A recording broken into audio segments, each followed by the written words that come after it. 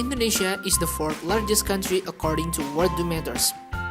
The first one is China with 40% populations. After that, India and USA around 30 and 20% populations. And the last one is Indonesia with 265 million people.